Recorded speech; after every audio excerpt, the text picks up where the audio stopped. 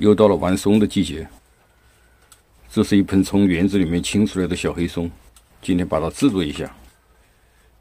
用小盆控养，逼了2只芽，底部放了一个盆柚根，根已经从底部长出来了。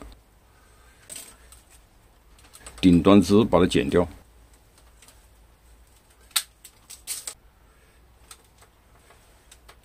把底部这个盆去掉，把它取出来，制作比较方便。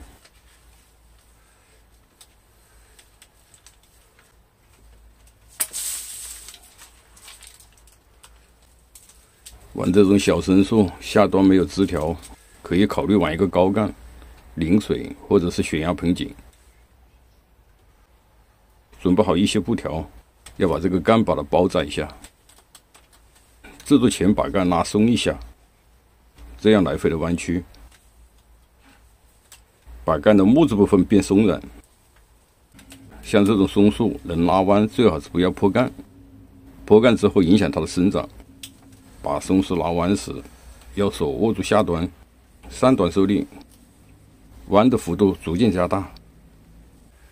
这个最下端比较硬，用锯开2条口。开口前要确定好树的整体走向，开口的深度大约是杠的1半就可以。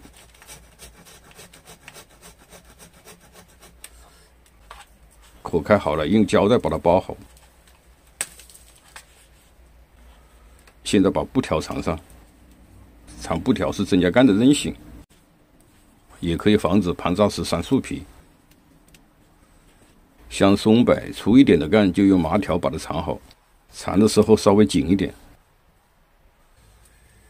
盘扎前选择好铝线，我用的是4号，盘扎的幅度比较大，用稍微粗一点的。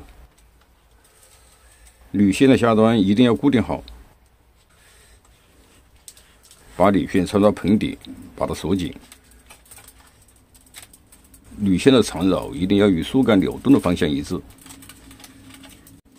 缠绕一般呈45度角，这个角度它受力是最好的。把它稍微缠紧一点。缠绕铝线要与杠的扭动同步，增加它的变形力度。这种接口是最容易断裂的地方，铝线要从接口上缠绕。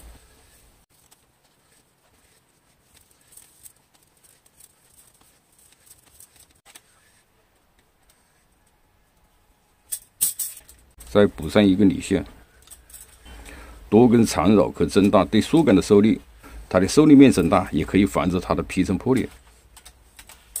长线看似简单，但是选择铝线的大小、缠绕的方向、力度等等，都是直接影响后续的操行。铝线缠好了，对杠进行定型。像这种杠的弯曲，主要以扭力为主。扭不可能一步到位，要逐步进行。制作前对这盆盆景应该有个大致的造型概念，弯曲点的位置及幅度，树的整体走势要想好，这是造型过程中最重要的也是最难的一点。形怎么来，就在于你平常的观察和动手。你可以先画张图，也可以凭自己的感觉。像这种小松树造型的时候，要依据现有的出枝点，要尽量的使每个弯曲节点紧凑，避开机械式的弧线。弯曲与树的整体走势要协调一致。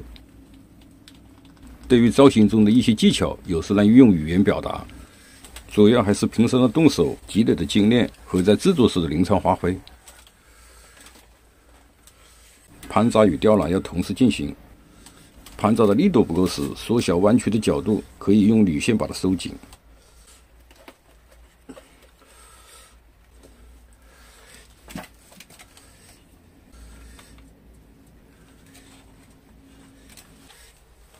盘扎至基本的轮廓，再进一步对它进行调整。这一步主要是去人工化，使弯曲回旋的变化尽量呈自然状态。这里主要是改变弯曲点的角度，卷折的角度要小。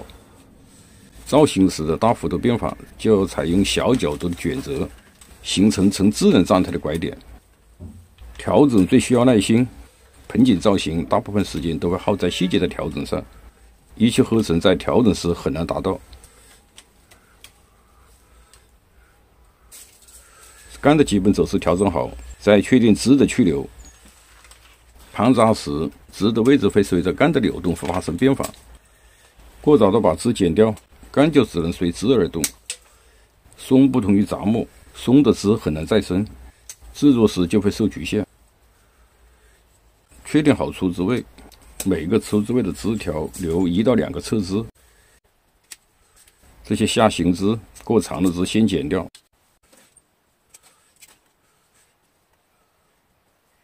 一盆悬崖盆景基本成型。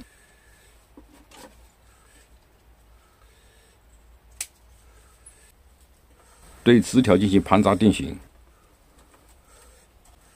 定主干、收剪定枝、枝盘盘扎定型，这是一个造型的基本过程。按这个步骤进行，整个造型就不会乱。枝随干而动，整个盆景的竖势就出来了。再精简一次，把老针剪短，新芽出来之后再把老针拔掉。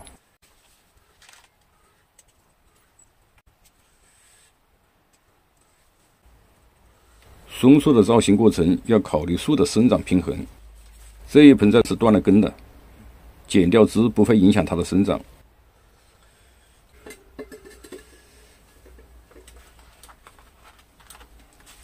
配一个这样的高脚盆，试一下，大小比较合适。